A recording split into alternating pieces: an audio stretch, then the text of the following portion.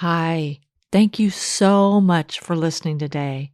This is the second artist in our Cultural Evolutionary series. Before we get to the episode, I want to recommend a show that's been really helpful to me. It's called What the Finance, hosted by Cheyenne and Rachel. This show is full of laid-back, super helpful conversations about personal finances and how they really work in our current capitalist system. Cheyenne and Rachel take on some of the myths about personal finances in our society, like if you just work hard enough, you too can be a millionaire. I'll include their trailer at the end of the show, and look for them wherever you listen to podcasts.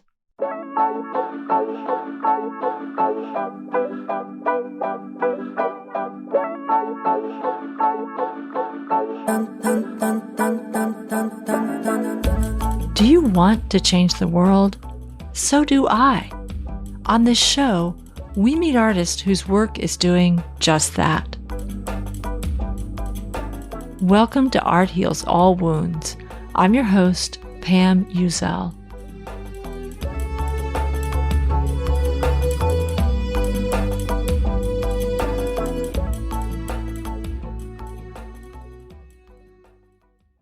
It's Sunday afternoon. I'm hanging out in my little backyard with my feet up and finally diving into that mystery novel I've been saving for a day just like today. I'm loving this book, but I'm also feeling that wonderful slide from reading to sleeping. I can feel my lids getting heavier and heavier. The first time I heard that sound, I thought, oh my God, someone's about to have an accident. And I waited for the crash sound, which never came. And I realized, oh, I am hearing the sounds of a sideshow somewhere nearby.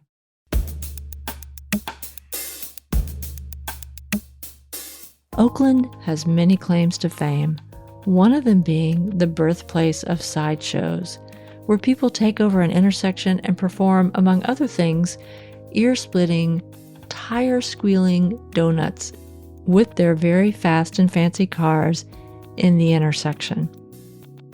Oakland is also the birthplace of a lot of creative greats.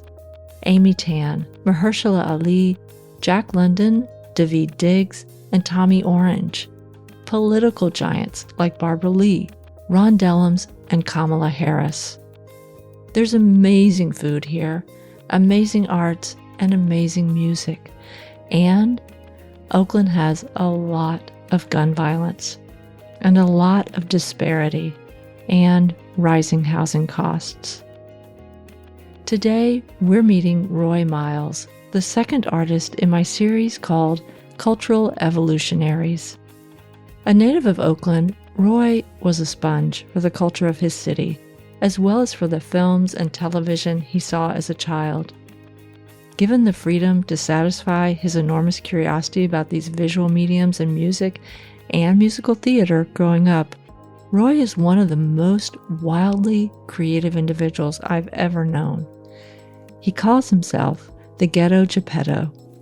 Until I spoke with Roy for this episode, I didn't really understand how much of his creativity stems from being a lifelong resident of Oakland. Everything about this city, the good, the bad, the ugly, and the brilliant, informs his creations.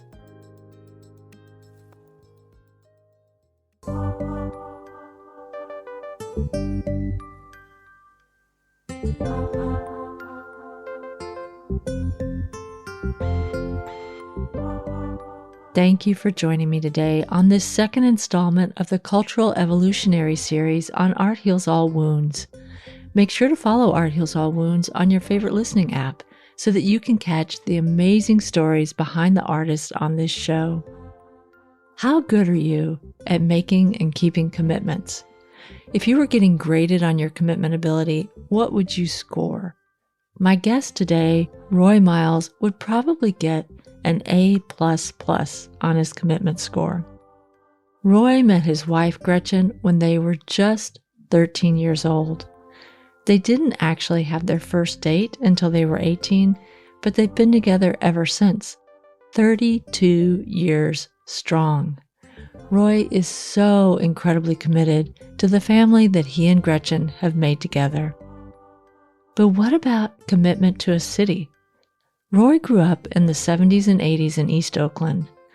One of the things that fascinates me about Oakland is the love and the pride that people who are from here feel. Is Oakland perfect? No. Are there major problems? Yes. Would they have wanted to grow up anywhere else? Absolutely not. And when you ask Oakland natives what they loved about their childhood in Oakland, their answers will vary slightly, but all include the communities that they were a part of. Roy Miles is a filmmaker, a motion graphics artist, a puppet maker and puppeteer, a toy maker, and an animation artist. Calling himself the Ghetto Geppetto, Roy has used his art to pay homage to the city he loves and to work through some trauma that he's experienced living here. Without hearing the stories, it's really hard to understand this complex relationship between community and trauma, and the way that people come together to support each other in healing, and how they create culture by coming together, which is why I'm so happy that Roy agreed to share his story on the show. Hi, Roy. Welcome to Art Heals All Wounds. Can you start by introducing yourself by telling us who you are and what you do?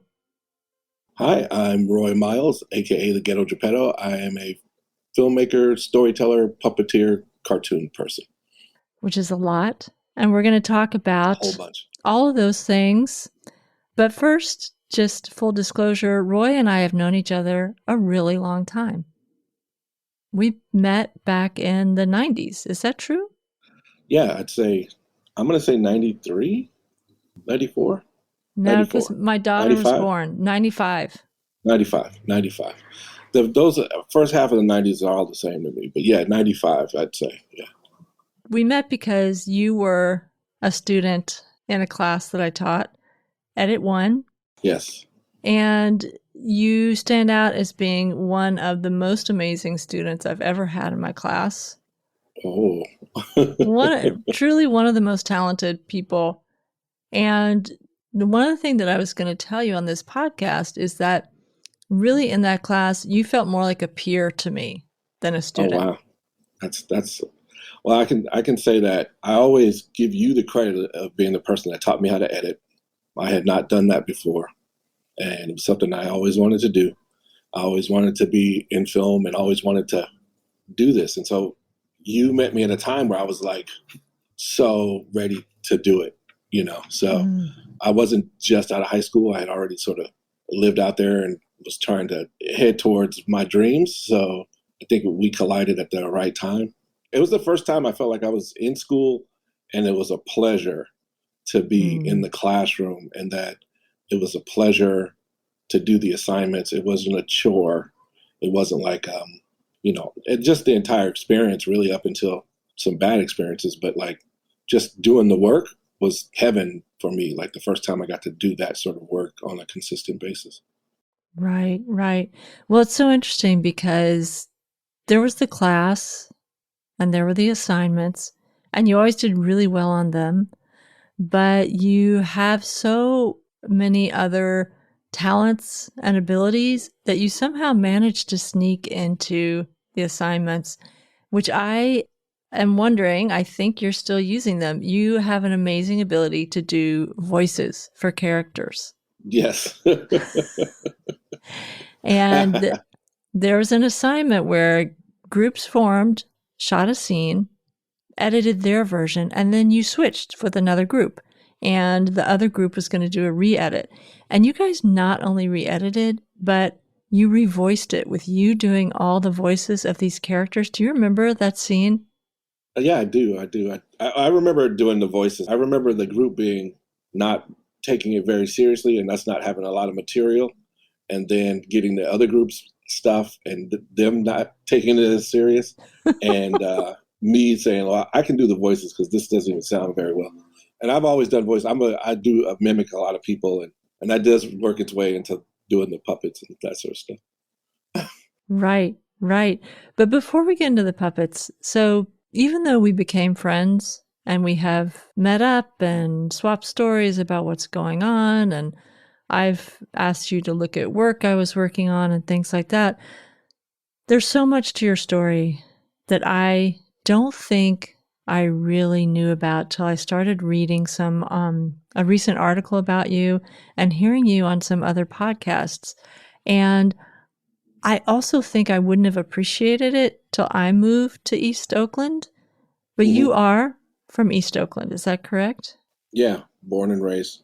Well, they say born and raised, but raised, I'd say, because there's no hospital over here.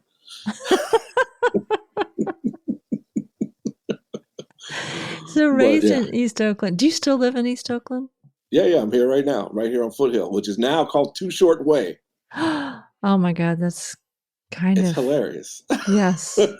Yes. The dirtiest rapper that ever exists now has a street named after him, and I'm on that street right now. It's like a perfect thing. Yeah. Because this area is like, it's full of life and people, and it has a working class background. There used to be tons of factories here when I was a kid, so like it's a very middle classy sort of environment until the factory shut down, and we all know about crack cocaine and how that devastated these communities. But it's always been a place of high energy and a certain sort of intensity that you have to match to sort of survive in this area. So. Well, that kind of leads me to my question for you, which is that I would love to hear the story of what your experience was growing up in East Oakland and how that put you on a creative path. If you feel like that is what put you on a creative path. Like, for example, if you had grown up in Lafayette or Orinda, do you think you would have been on creative? Well, I don't know. I don't know. I only know my experience here, and I know that I was lucky enough to have creative people around me.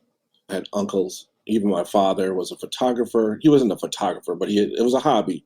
And as a child, I saw him doing that. So I saw somebody looking through a lens and taking pictures. We always looked at the pictures, and he was always taking photographs and a lot of nature stuff. I had an uncle that was an artist. My Uncle Gil, he would draw and do charcoals of like Huey Newton and Che Guevara and stuff like that. And so I'd see that stuff. And I was really into movies. And when I lived closer to like the Eastmont Mall, those summers I would just walk 2 blocks to the movie theater and stay in the movie theater all day. I do know that, so my father was a firefighter, a single parent, and I was talking to him about this recently. He was kind of crazy. We lived in a crazy age because he would take us to a movie theater and leave us there. Like, this is how this was his daycare. And he knows that we would never leave the theater. We'd watch every movie that they had available. What I didn't know is that he was running to the theater, taking us in there, buying us popcorn and stuff, leaving, telling the staff, like, I'll be back. My kids are there. I'll be back. Going home, starting a pot roast, doing all the laundry, coming back. How my kids? They're fine. They going back home, doing more errands, and then, picking us up like 6 hours later. And so there, I would always say that the movie theater and television, those are sort of my babysitters. As far as like East Oakland itself, though, like I said, it's really lively. There's a lot of stuff going on in the 70s. I wasn't in the streets as much as I was in the 80s by the time I got, 9, 10 years old. And we were riding bikes everywhere. Bicycles were the thing to do. And we would go from neighborhood to neighborhood, and you'd see a lot of stuff. There was some crime. Every once in a while you see somebody who got shot or something like that, or somebody would try to rob you, take your bike, or jump you, or that sort of stuff. You sort of know how to navigate certain neighborhoods. There was always somebody's mother or grandmother telling you guys to come in and fixing you food.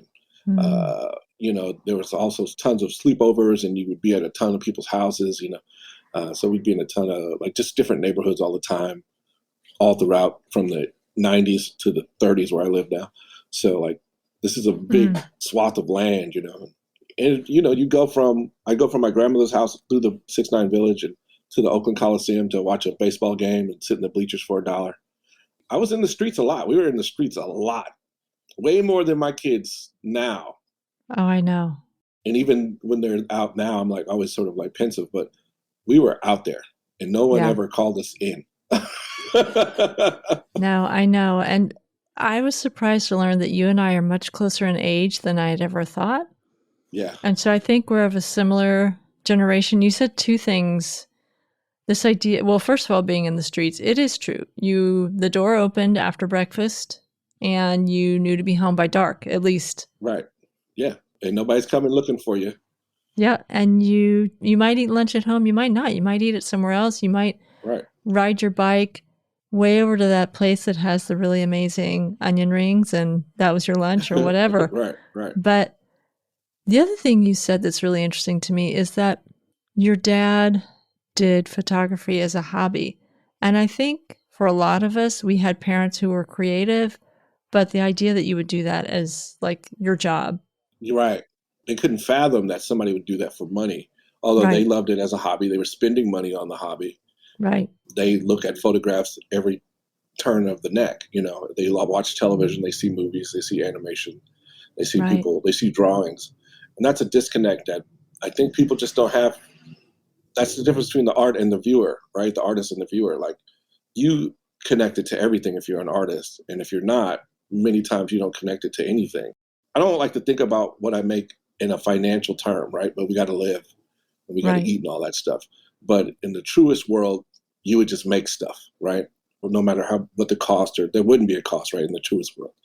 But for everyone else, they don't see any of that stuff. So they just see the thing. And then so they are seeing so many things that the value of it goes up and down depending on the lens that they're looking through it.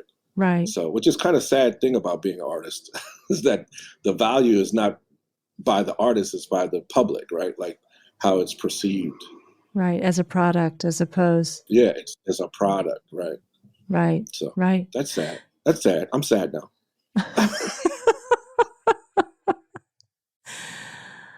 Well, so there's so much of your career we could talk about, but what I'm really curious about are this particular animated universe you've made called Hoodland. Can you tell me what Hoodland is? Hoodland is sort of my version of Oakland as a whole, East Oakland in particular. So all the people in there are sort of, all these little monsters that exist there are just people that I've run into, people I've observed, and people I know personally. And when I make a character, I may doodle a funny thing, but unless it resonates as another person, I just keep it moving. Mm-hmm. And there's so much funny stuff that happens around us every day that it just sort of popped out. There was an instance when I came up with the idea of a Hoodfoot, which was a person that came out of nowhere. You know what I mean? Just boom, up on you. And that would happen a lot. And what do you mean? Like, so you know what Bigfoot is. Bigfoot is a Sasquatch, right? A mythical creature that hides in the forest, you know. Occasionally, like when I'd be at a gas station or something like that, somebody would just pop up on me. Hey, man, buy me a soda. Give me some cigarettes. You know, like, I'm like, where did you come from? Like, I'm an eagle eye. I'm looking everywhere. And I would get in the car and be like, it's a dang Hoodfoot. He just came out of nowhere. And I remember even my wife was saying, Gretchen was like, oh, that's funny. And I just like, anytime I see somebody doing some kind of mysterious thing out of nowhere, I'd be like, oh, boom, Hoodfoot, here he comes.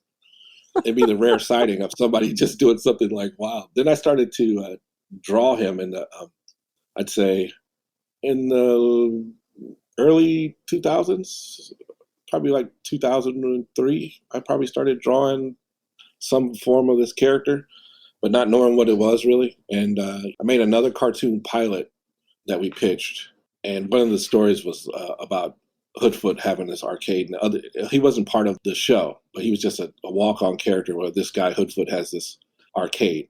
Right. Only works on wooden nickels. And so when that cartoon Fresh World didn't sell, I just looked at that character one day and said, okay, well, let's do something with you. Who are you? So I started to create this sort of universe around him. And once you have one person, they got to have a friend, and those friends have to have other friends, and those friends have to have frenemies, and then enemies, and then it turns into a whole thing of people standing around taco trucks smoking weed. Well, so who are the other characters besides Hoodfoot? Who are his friends? So there's his buddy Fuzzy, who's a chupacabra. The initial idea was that they would all be like creatures of myth, but in the hood,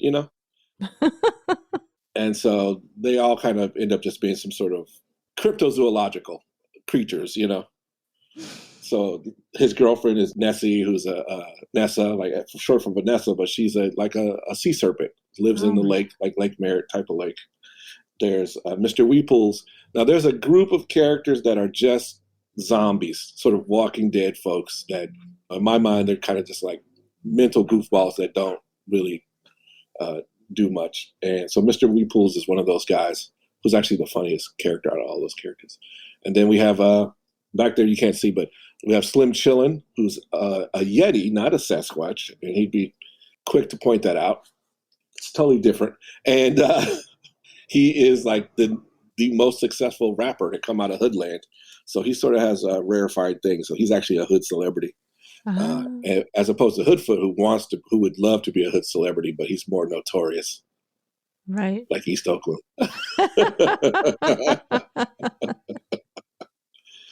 And there's a bunch, there's a ghost mob, there's a gang of bad guys, and, there's all kind of fun stuff. And I just go and just keep making characters and figuring out what to do with them.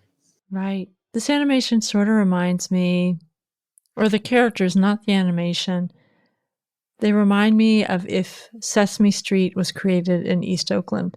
Right. As opposed to where, this mythical Sesame Street, which is actually New York. Yeah, it's definitely a West Coast, East Oakland vibe. And I'd say, if there's lessons to be learned, it would be like not touching people's stuff. There's no numbers or anything like that. But yeah, also there's a big part of it is inspired by like the banana splits and shows like that from the 70s that like really informed me as a kid. Like that was the stuff I was super into. So Sid and Marty Krofft. Yeah. Well, I do want to bring up one episode, which is hysterical to me. In this one you were in too, where Hoodfoot eats all your cereal. They eat all my cereal. And you very, very foolishly let him borrow your van to go buy some more cereal. So can you finish like what the plot is after you give Hoodfoot your van? And he's going, that's Fuzzy with him? That's Fuzzy, and they go, and of course, they immediately get off a task and start a sideshow, which is like, our national sport here in East Oakland. So there are a lot of people who aren't from Oakland who listen to this. What's a sideshow? Explain that. Sideshow actually started right here in Oakland back in I would say the late 70s, early 80s. And it's actually a product of the cocaine era, where young folks were starting to get too much money from selling drugs. And now you have literal 16, 17-year-olds with cars, 15-year-olds with cars. I've seen this all happen. And of course, a 15-year-old with a car would start to show out. So, and people would start to drive up and down right here on Foothill Boulevard, these cars. And if your car wasn't tuned up right, Oakland is an old school car culture place. If you didn't have your car looking nice and it wasn't fancy, people would say, tear it up. And they would start spinning donuts with their cars, and that would get people excited. So the whole idea of having ball tires and all this stuff, that all comes from this sideshow culture. And so it's become an epidemic in the Bay Area in the last 5 years or so, where it's everywhere. They're taking over freeways, and it's gotten kind of ludicrous. But the beginnings were just here on Foothill Boulevard at Fremont High School and lower, and people just show off their little raggedy cars and tear them up. Which, me being from this area, is kind of exciting and fun. And I can see why Hoodfoot would want to do that, because he's the type of person that would show out. Me personally, I've never done that. I don't want to get a ticket. I admit to no crimes on your podcast. Okay, well, That is illegal. I'm not sure that there are any law enforcement listening, but You never know. you never know. And I can just say that as not an East Oakland native, just the sound of a sideshow is unbelievable. Yeah, you know it's happening. You know it's happening. You're not sure where. It's not quite on your block, but it could sounds like, Right. is that the next block over? Is that 2 miles away? Is there did a big rig just turn up? Oh no, that's a sideshow. Yes, yes. It sounds like a horrible accident that starts to happen and then just keeps going. It just keeps going and going and going. Were you in Oakland when the whistle tips was a thing?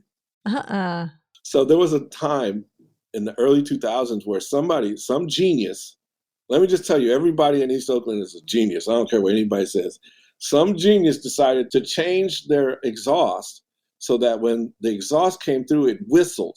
Oh my gosh. And so I don't know what the epiphany was, but it all of a sudden turned all of Oakland into a pipe organ. It was like, ooh, ooh, ooh. And it would just be these sustained, just people coming past on the, ooh. And I was like, is that the BART? What is that? Is it a ghost train? No, it's a whistle tip. They had to outlaw them because they were causing such a nuisance. They were a noise nuisance, but people got famous from it. Like it was on the news. It was like, and there was a place they were changing people's exhausts everywhere. People would say, oh, I wanted to pitch down like this. So people had their own certain sounds. It was amazing. It's amazing. It actually is amazing and incredibly annoying, but also incredibly brilliant. It's like the best outside. It's brilliant outsider performative art. It speaks so much to disenfranchised folks that need a voice, people that want to be heard. And it is going to be annoying. It is going to be loud, but there's something else under there. It's not just you want to make a loud noise, but you want to be heard. And what folks in East Oakland and Oakland in general are really good at is being heard. They're going to figure out a way to be heard. And so I think it's wonderful. And I know it messes up the streets. I know a lot of times a lot of these folks are coming here because of the legend now. They're coming from different parts of even the state to be involved in that stuff. That's cool. But really the genesis of it, comes from really like nuanced beginnings, Blame Ronald Reagan. Yeah, for sure. So I'm going to shift gears here a little bit. Sideshow pun.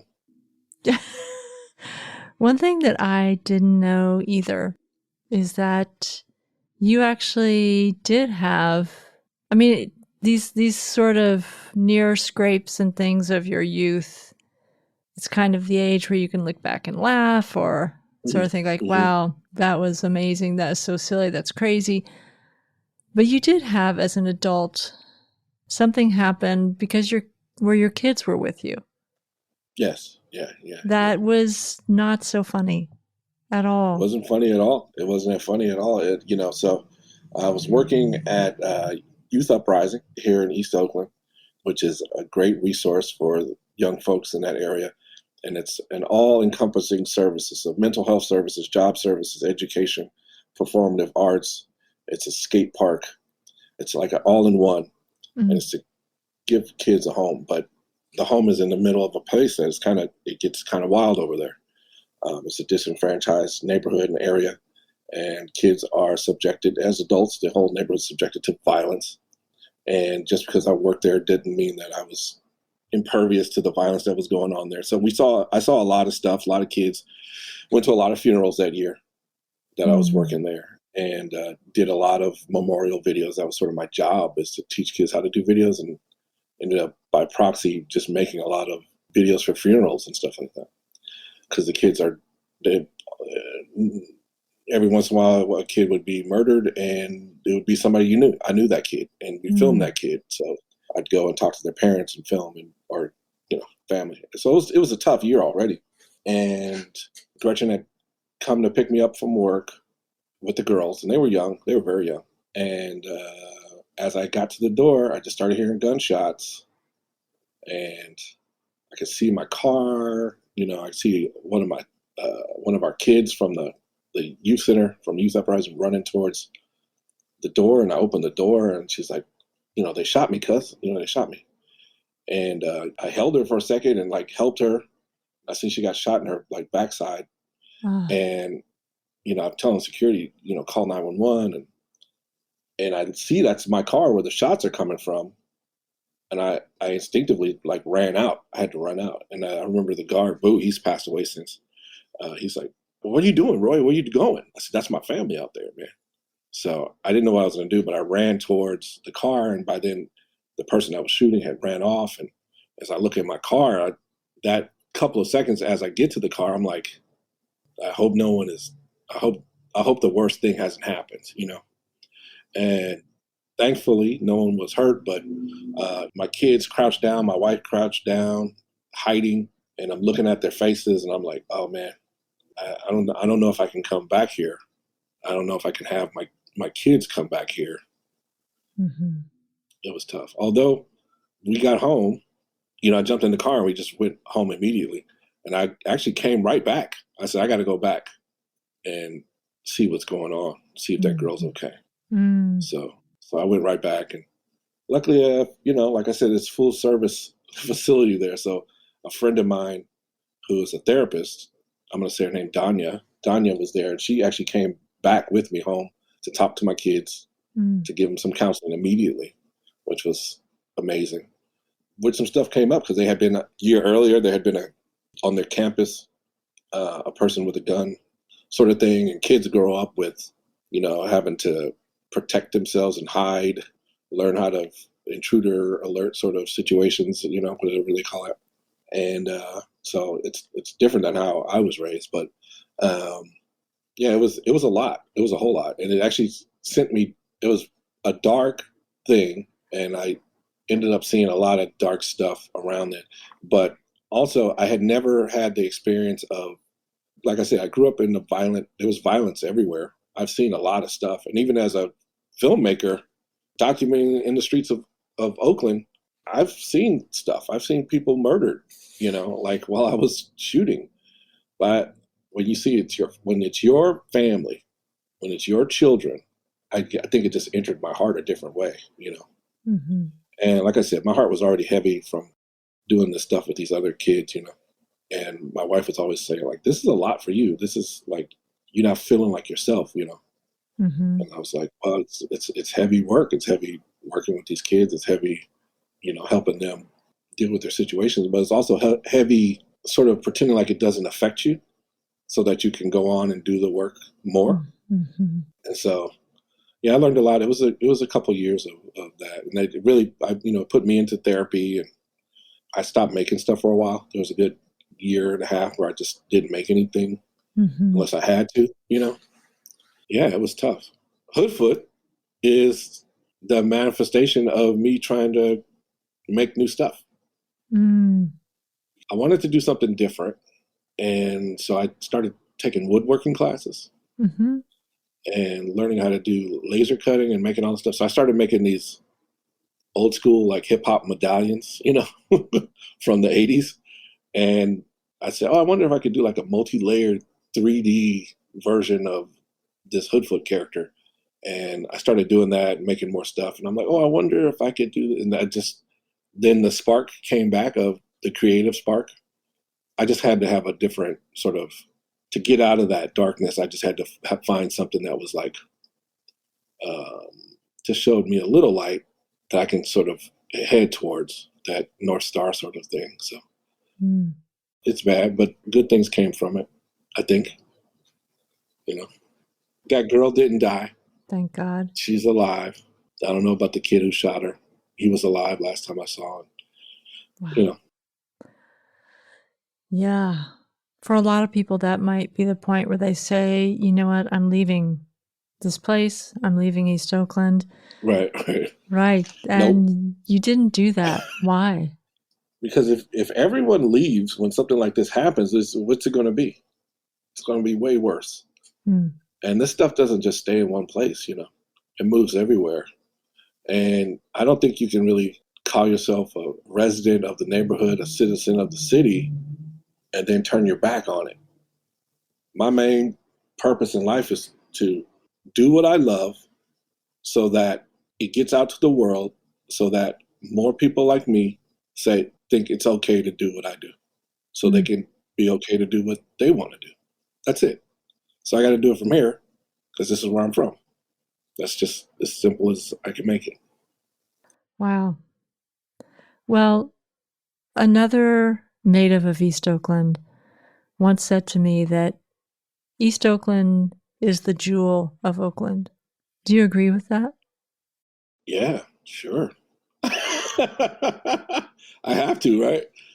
Yeah, I mean, there's East Oakland is its own particular thing, but Oakland is its own particular thing. There's a whole vibe from Oakland that you recognize once you leave, and folks recognize in you. So I would say Oakland is a jewel in California, more so. Because I love my West Oakland people, and I love West Oakland, North Oakland. There's no South Oakland. There is no South Oakland. There's no South Oakland. They keep trying though, Pam. They try.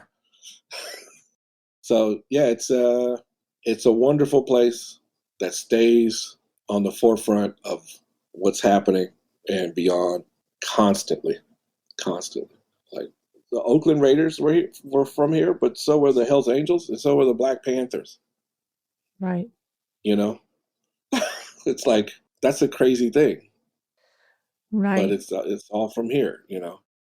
I used to think like every 6 months Oakland is in the news for something crazy. I remember when Latrell Sprewell, the basketball player, slapped the coach.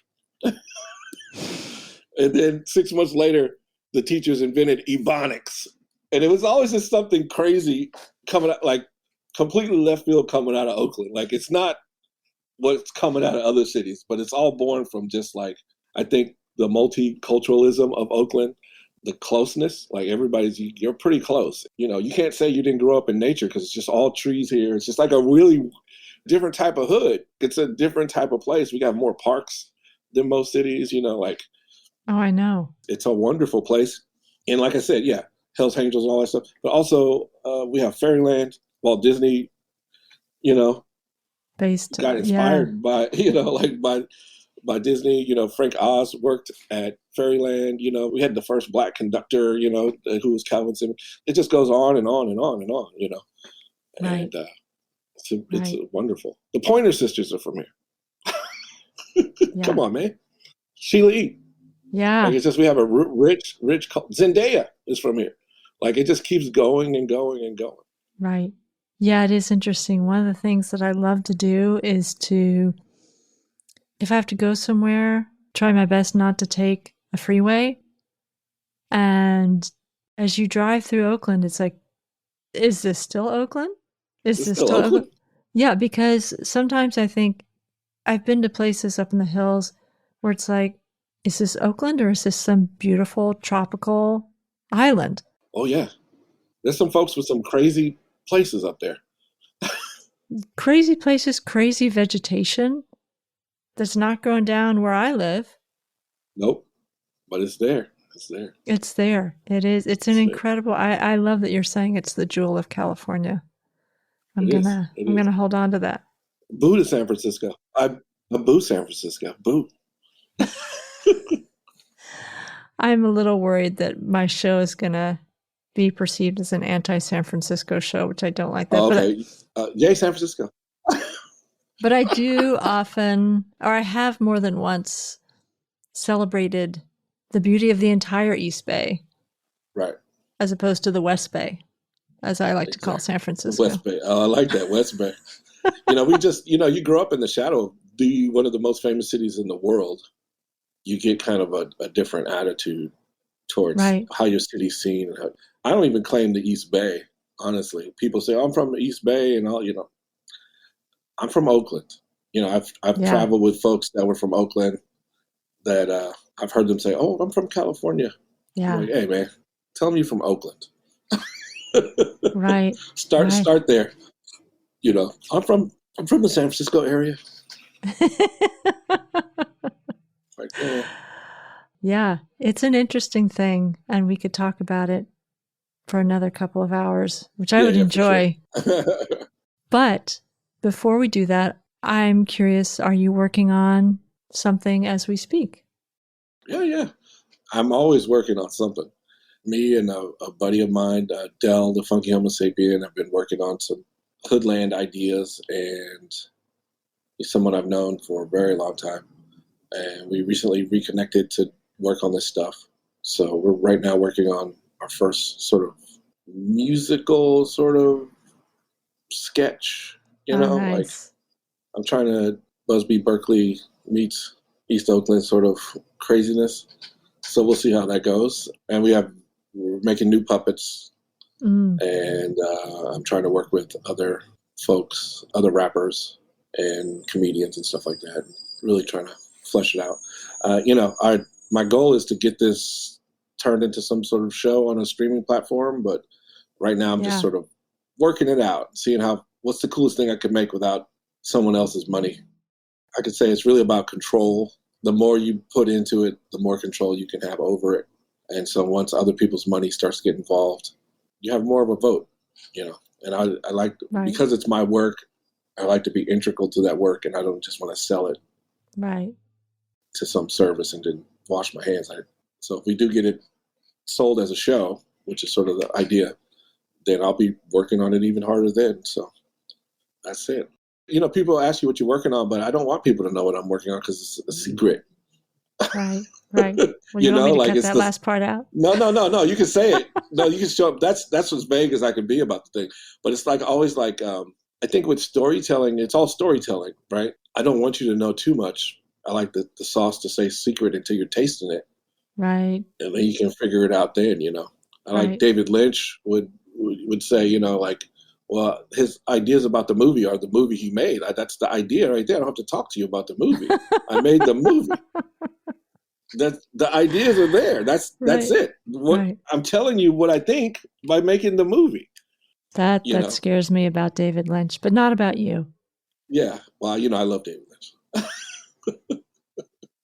But I just think that's the perfect sort of idea about filmmaking.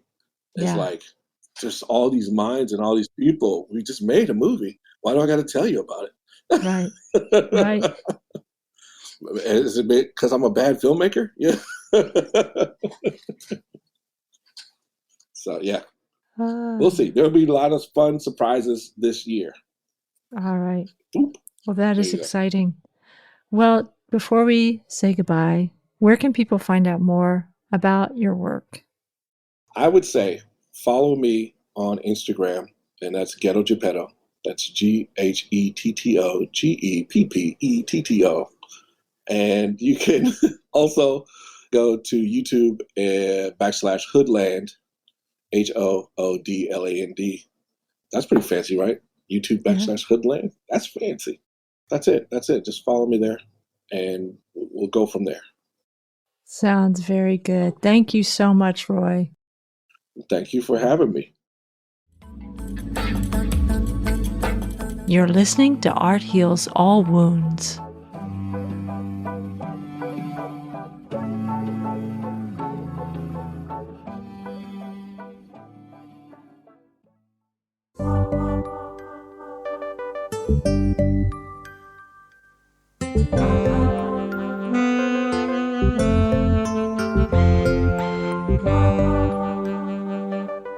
Thank you so much to Roy Miles, aka the Ghetto Geppetto, for sharing his story on Art Heals All Wounds. If you want to follow Roy's work, look for him on Instagram at Ghetto Geppetto and on the Hoodland channel on YouTube. I'll leave those links in the show notes. And thanks to all of you listening. I really appreciate your making space for these stories and for believing in the healing power of art. Feel free to reach out and share your stories with me. You can always get in touch with me through my website, arthealsallwoundspodcast.com. The music you've heard in this podcast is by Ketsa and Lobo Loco. This podcast was edited by Eva Hristova. As always, this show was recorded using Squadcast FM. Art Heals All Wounds comes to you from Oakland, California, on unceded territory of the Choqueño Ohlone people.